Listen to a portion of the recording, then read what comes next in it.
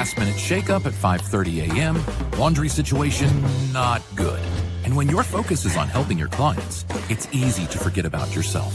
But NASM knows trainers. Morning ride is okay. And staying in front of the day isn't always as simple as 1, 2, 3. So when the unexpected has you pressing pause, what's the latest on creatine? I'm going to get back to you on that. let NASM1 help you press play. Visit NASM.org to sign up for a membership today.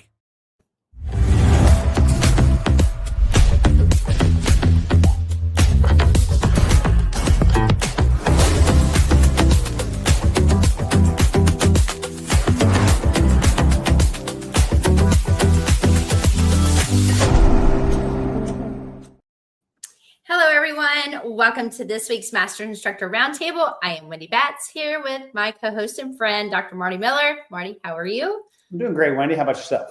I am doing very well. I know this is a topic that you were the one that said, let's do it. And I love everything about it because as a personal trainer, as a manual therapist, all the above, working with every type of population, this is something that you need to be thinking about no matter what age your client is. And I'm excited to dig into the content. Yeah, and there's so many cool now tools and toys you can use, but would like to understand the concept of why you'd want to do this, and then you can get into how you may want to deliver these type of exercises into your program. Yes. And or your client's program. Yes. So we're going to talk about the training. Are you doing this with your client? Is it appropriate for all ages? The answer to that, by the way, is yes. And what are some of the new fitness tools that help train hand-eye coordination? I know last year, Marty, you and I, we had the guy from BlazePod on, and that is one that I think is incredible for everyone. But we are going to go through and dive a little deeper and talk about, I think, more on the scientific approach, thinking about the brain and why it's important versus this is just really cool and something you should try.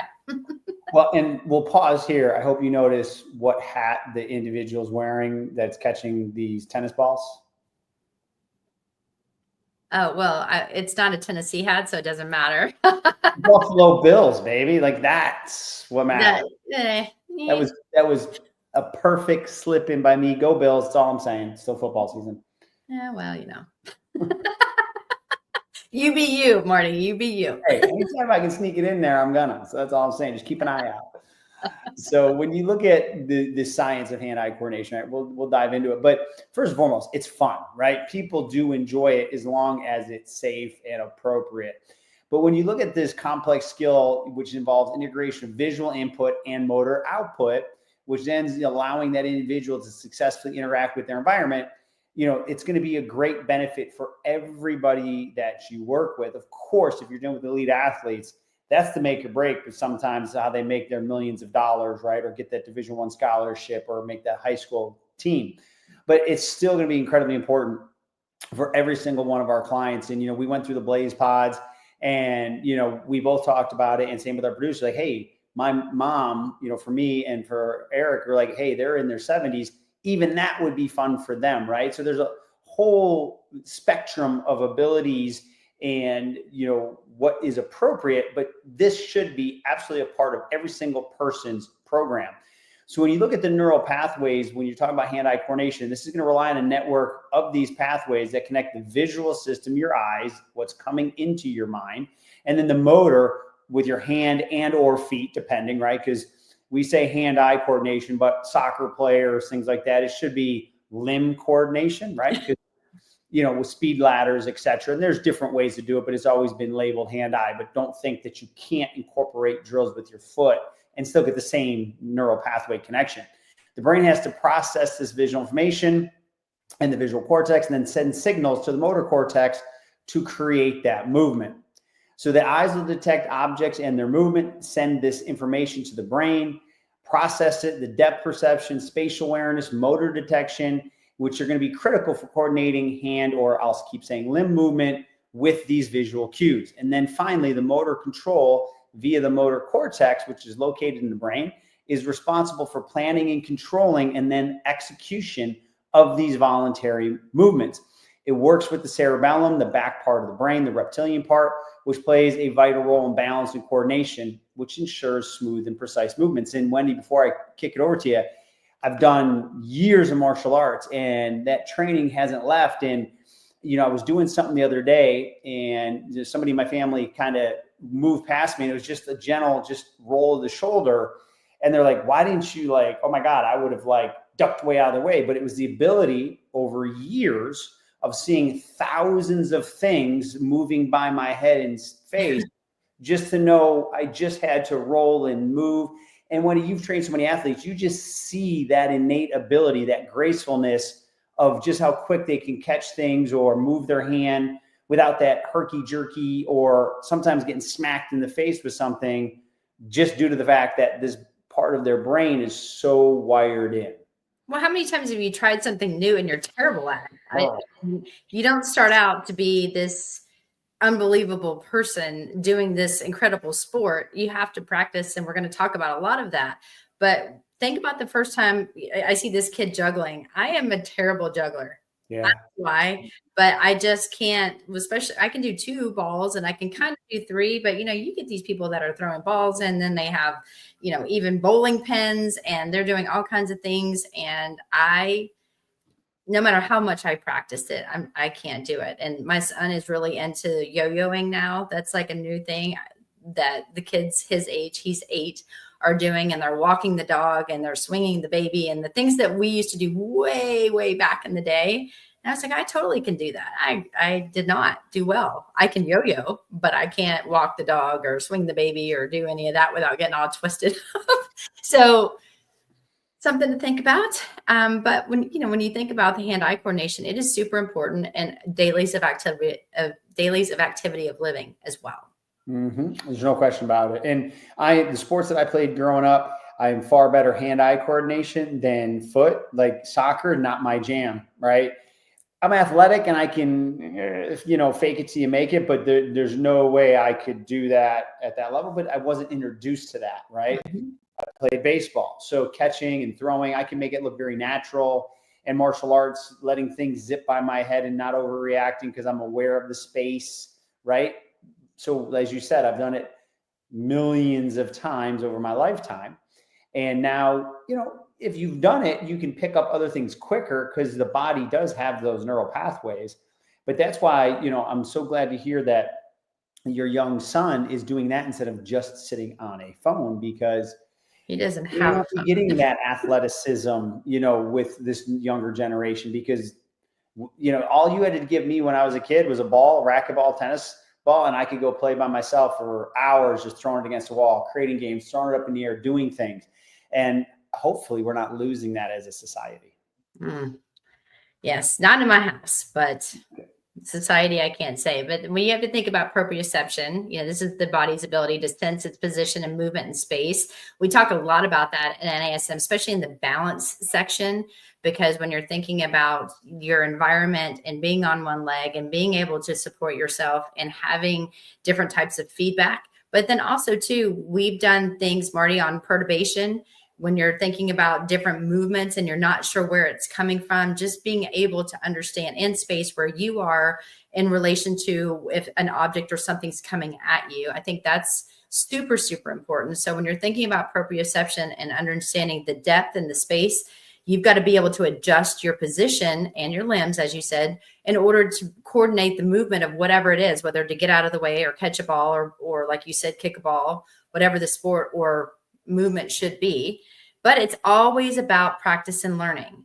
And having the 8-year-old, I'm reliving the moments of watching him, and we'll talk about this as a baby, but now watching him really love a sport and wanting to practice. He wants to get better, and he's good at it. Can he get better? Everybody can get better. I can get better at everything as well.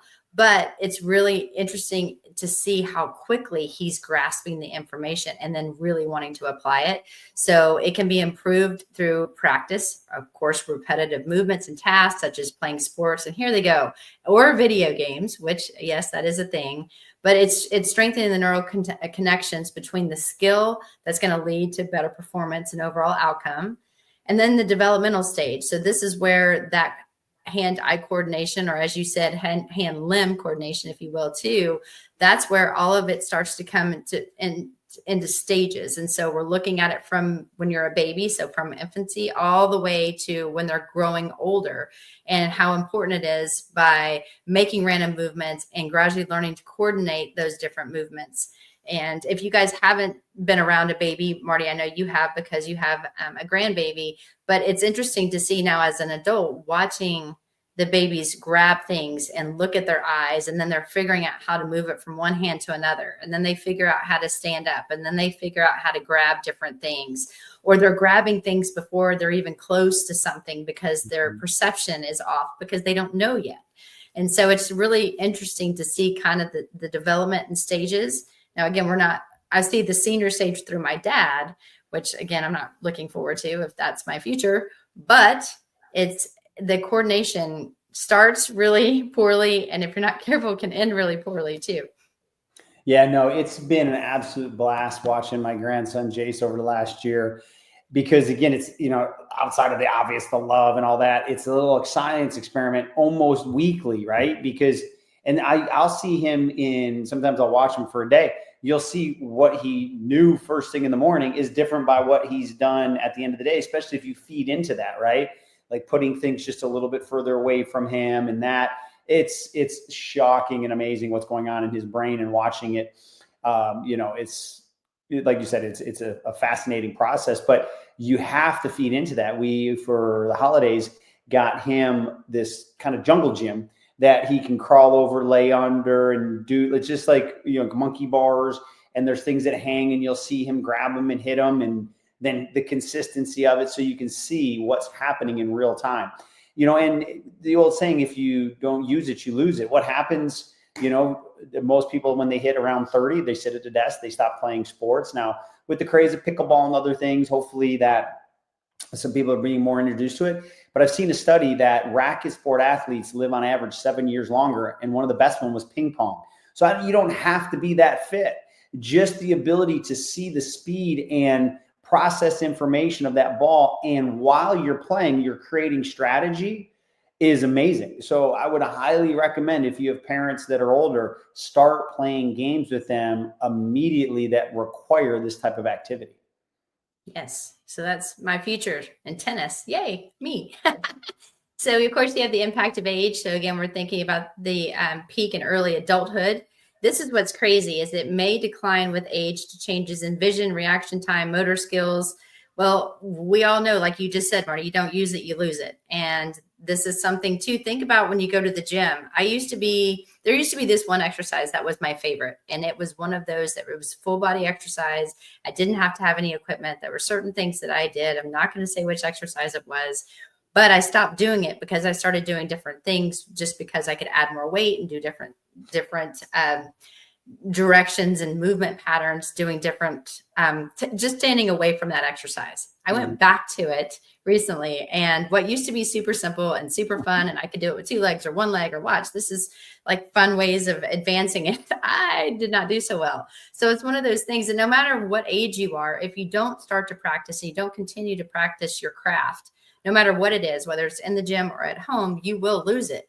And so training and rehabilitation, of course, the different various training programs, that's why Marty and I are like, you've got to progress your exercises. You've got to progress yourself through the OPT model. Then you undulate the programs, because you're improving your hand-eye coordination, your movement patterns, everything from the ground to your head. You're getting your body to move in a coordinated fashion well without it being choppy. And if you can do that, you are really thinking on the visual side and the motor training. So you're training your brain and your body to work as it should, versus working kind of in segments. That's why I'm not a huge fan of always just using machines that are focusing on one body part.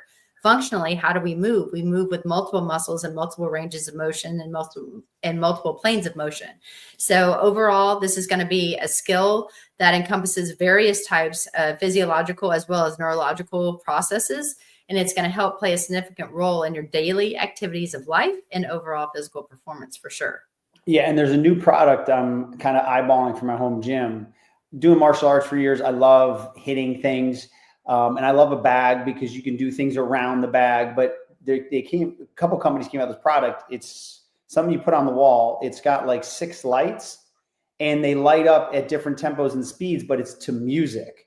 So I'm like, oh my God, how much fun would that be? Because you don't have to be a skilled martial artist to do that, right? I may be focused on my form and technique differently than somebody else in my house, but you want to do it. It's a great workout and you're still connecting impulse, response, speed, tempo, music, cardio. And when you do that at elevated heart rate, you get even more of a response in your brain. So that will be coming. We use that with a lot of our athletes, especially even when we do the All-America events with the football players. That's part of it. And then even when there's a lot of different things with the various sports. And it's very interesting because we would also put heart rate monitors on them. We would do a lot of different things on the brain activity and measurements. It was very, very cool. And if you haven't had the chance to use something like that, it's actually way harder than it looks, especially because it's an unpredictable pattern where you think it's going to go one way and you've got to be ready. So it'll be fun, Marty, if you're going to get one. I really like them. There you go. And I can jump in here now. So, talking about babies, there's going to be developmental milestones. And I've learned a lot because now in the second chance at this with my grandson, there's been more science out. And obviously, I've learned more, but I also have access in my family now, a physician assistant who owns a pediatric partnership. And I've learned how critical these milestones are. Very cool to see it. So hand-eye coordination is going to be essential for them achieving these milestones, such as reaching for object, grasping, manipulating toys. And these skills lay groundwork for more complex movement. And what I've learned is you want to change the stimulus for your baby constantly. Don't let them just play with one toy. Constantly change it up almost every 15, 20 minutes because it really creates more stimulation in their brain when you're not just giving them one or two things, which I didn't know that when I was raising my children. And having things hang over their head and stuff, colors is phenomenal. So when you're looking at motor skills, you want to improve that hand-eye coordination, which contributes to fine motor skills that are going to be critical for tasks like writing, if anyone does that anymore, texting, drawing, and self-feeding. These skills develop through practice and then interaction with their environment. Cognitive development, engaging in these activities will promote that hand-eye coordination that can enhance cognitive skills. Babies learn to process visual information and respond appropriately, fostering problem-solving abilities and spatial awareness. So do adults. That's why when we've done our cognitive fitness, get people moving, make them do mental games as their heart rate goes up, right? That's how the brain is wired to learn. And then you have that social interaction. So when you have activities that involve hand-eye coordination, such as playing with others or engaging in games, promoting social skills, these interactions will help babies learn about sharing, taking turns, and communication. Yes, we because we only have one, we took him out and started interacting with a bunch of different people. We took him to different locations. We took him to restaurants. Because we also didn't have help. So anytime we did something, he was with us. And that was one of the things that I think I'm the most grateful for, is because he knows how to go in. He knows how to act. He's very social. He talks to people just like I would talk to you, goes straight up to them, has no fear. So all of this stuff, I think, there's something to be said. And this started obviously at birth. As soon as we could put him in the little carrier and it was safe for him he got his shots to be around people, we just started going out and doing all of our things. And, it's important. We want him to share, not be rude. But also too, it brings us into the second portion is the confidence building. And, when you have good eye-hand coordination, it's going to boost their confidence. And this isn't in babies. This isn't everyone. If you can grasp and throw a toy, or you can engage in any kind of activity and you're good at it, who isn't going to feel confident about themselves? Of course, physical development is also going to be important. So we're supporting the physical development by practicing reaching and grasping and throwing. This is all super important with babies, but also if they're not hitting these milestones, that there's more research that needs to be done, or more testing, not research, but testing that needs to be done on these babies of maybe why they're not cognitively hitting certain milestones at certain ages. We also need to think about sensory integration. So here, activities help these babies with like integrating movements and patternings into developing skills of life. So that's also going to be really important. And the environment, of course. So how are they going to be in the environment? We're teaching them to how to respond to different things. And I think that's really important. So if you're reaching for toys, they're stacking blocks, they're playing catch, this is only going to help promote a holistic growth pattern, but it's going to be really important. And it really does begin with the eyes and hands. No doubt. So now as we move towards youth, right, you're going to develop now, you're at that next age. So when you look at developed motor skills as children are growing, continuing to develop those fine gross motor skills will be crucial. This helps improve these skills, enable children to perform tasks such as writing, drawing, and participation in sports. As you said, that's very critical and key. Academic performance. It's definitely going to help having good hand-eye coordination, enhance that ability to engage in classroom activities, whether it's using a computer, using tools, participating in science experiments. And this will lead to better academic performance. And then, of course, the sports and physical activities, which are the obvious one.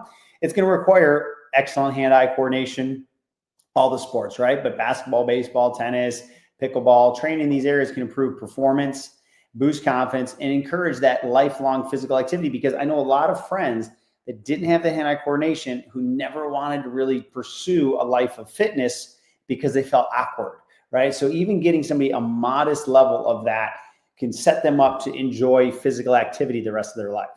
Well, and I will say, under youth, when you're looking at academic performance, again, my son is 8, so he falls within this category. And Marty, in 3rd grade, which is the grade that he's in, you have to know how to type already. They don't take typing classes. Guess who gets to teach them? The parents. So they practice it in school, and they have different apps they use that they do different things in typing. But literally before the end of their 3rd grade year, one of their milestone tests is that they have to type a paper on whatever topic it is. And they've let us know that they need to know how to type. It is so incredible to think. I didn't learn I took typing when I was in college. No, high school. It was in high school. He's in 3rd grade, but that's how far we've come, and where they're expecting our kids to be able to have the coordination to do that and not look at their hands and still be able, not necessarily to type so many words per minute, but they only have a certain amount of time to get their essay done, or this could set them back where they are going to be set back for a year. So we had to buy him a keyboard so he can practice. It's very interesting to see where we're going, but also the importance of making sure that you start them young and building the muscles even in their hands and coordinating the patterning of the keyboard. Yeah, that's great. Yeah, it's going to be the way of the future. So that's good that they're putting that into their program so early. Yes. And before we move forward, for those of you just joining us right now on today's Master Instructor Roundtable, myself, Marty Miller with Wendy Batts, we are talking all things hand-eye coordination, talking about why we need to do it through the different ages, and how it sets you up for a life of success and makes things fun. Yes. Do you want to go into this part of it? Yeah. So continuing on, when we look at our youth, this is cognitive development, engaging in hand-eye coordination activities, stimulates the cognitive function, problem solving, spatial awareness, concentration. And we know this is critical. Back to the social skills as they're aging, right, into that next age bracket. These activities will often require teamwork, communication, helping them develop important social skills. And this can help foster friendship and improve those interpersonal relationships. Then you have that confidence and self-esteem. We've already talked about this. Mastering, or at least being efficient with these, will help you with your sports, everyday activities, and just being confident that you're going to be able to participate in these type of activities as they're introduced to you throughout your lifetime. And it'll allow you also to take on new challenges. Preventing future issues. Early training can help prevent coordinated related issues later in life. I've seen people that don't want to participate in maybe like zip lining or other things, even though it's not hand-eye coordination, they have this trepidation to a physical activity because they weren't introduced to these type of things early in life. There's all other kinds too, right? And it's just a great opportunity to be well-rounded as you move through life. And you don't want that frustration or withdrawal because you choose not to participate or don't feel comfortable to participate in these type of activities. Yes. And that brings back the social part. I think it all comes back to the social part, especially in this age group, for sure. Mm-hmm. So here, of course, we're talking about balanced development. So the training is going to support a well-rounded development of integrating physical, cognitive, and emotional skills, contributing to overall growth of a child. So by doing this, it's the training or turning training into playing and sports and everyday activities. That is going to help with producing a very well-rounded child that's going to help them as they continue to grow. And as you look at when the cognitive side especially starts to decline, the more that they can learn at a younger age, they get more of the synapses firing, they're getting more coordination, they have good hand-eye movement. That's going to help them in all successes in their different lives, whether it's on the business side, whether it's in sports, like we just talked about academics, of course. And so it's very important. And then, of course, when we get into the seniors, which is next, we're going to talk about even more why it was important. And Wendy, before we move on, I want to let everyone know that this episode of the Master Instructor Roundtable is brought to you by NASM, the membership for trainers and coaches. Members enjoy unlimited access to hundreds of career resources. Get the Edge app to schedule and program clients, enjoy half off all certifications and specializations, and access to free CEUs and more. All this just for $35 a month. Go to nasm.org/membership to learn more about NASM One. So now we'll move into that aging athlete or seniors, right? So shocking, maintaining independence as people age. Maintaining this skill set of hand-eye coordination will be vital for everyday tasks such as cooking, driving, I'm in South Florida, and personal care. I should make it mandatory. Preventing falls. We know what happens when people fall as they age. So we want good hand-eye coordination, better balance, spatial awareness. And this is important for that older adult as this is a leading cause of injury. Then we have the cognitive function. We're trying to prevent that decline. So engaging in these type of activities will stimulate cognitive functions. It requires focus and concentration, which will help keep the brain active and reduce that risk of cognitive decline. Then in rehabilitation, seniors recovering from injuries or surgeries, hand-eye coordination training can be a key part of that rehabilitation, getting them back to those activities of daily living. Back shocking to social engagement, right? If you can do these activities that you can be proficient with hand-eye coordination, such as games or sports, this will often encourage that social interaction. This can help combat feelings of isolation, improve overall mental health, but also continue keeping them healthy by being more active. And then incorporating hand-eye coordination into regular exercise routines will be beneficial for that aging individual, but I recommend it for everybody, as we've talked about. And this will help them in their lifetime be more active, have that coordination, and really help deter some of those effects of aging in their brain. Yes. This is where if you don't use it, you lose it really does come into play. No doubt. And, when we talk about the aging athlete, I love when we always say everyone's an athlete, reduced risks of death. So research has shown, and Marty, you and I have talked about this all the time. And I say this over and over to all my clients, no matter what age they are, we want to make sure that we're training them for the future. And I'm training them to be old. And when I say old, actually mobile and being able to do all that they want to do, because research shows that people who regularly play racket sports, even tennis, by the way, have a 40% lower risk of death than those who are inactive. This is nearly 20% more than swimming. I found that to be very interesting, by the way, but then it makes sense because of the weight-bearing activities and the movement and all planes of motion and being able to react faster. So it does make sense. I just never really thought of it that way, especially when I think of seniors, but this reduces the risk of death by 28%. So exercise increases brain function. We know that. You have to think about patterning. So when we're thinking about exercise and the birth of new neurons, this increases blood flow to the brain, increases nerve growth factors. Marty, how many times have you and I talked about do the speed ladder, do power training, let them throw things back at them, not necessarily something that's heavy and hard in case they're more fragile, but getting them involved, moving in different directions, practicing catching and stepping at the same time. All of this stuff is super important at any age. And the more that we can increase exercise and get them to think about movement patterns and focus on tempos and the things that we stress for all of our clients, you're going to have such a better outcome, but it also is going to help them live longer and healthier. Yep. No question. So then we get into some of the toys and tools. These are just some ideas. and you can incorporate in many different ways, like the skills, little, I guess you'd call it like a triangle. You yell out a color and they have to try to grab that handle, right, as it's coming at them. The reaction balls, they have different intensities. So when you bounce it, it moves awkwardly. And then this newer thing that I've been seeing on social media where it's just a drop. You don't know which one of those 6 is going to drop and you try to catch it. You can use 2 hands, 1 hand. Then something else that I've seen out, the box bowling is one version where you're wearing the headband and you're trying to punch the ball straight for as many repetitions as you can, as an app. And then, of course, our good friends at BlazePod. So these are just some of the cool tools that you can incorporate, and this will be part or the most favorite part of their program most times. Have you ever used the reaction balls? Just Yes. curious.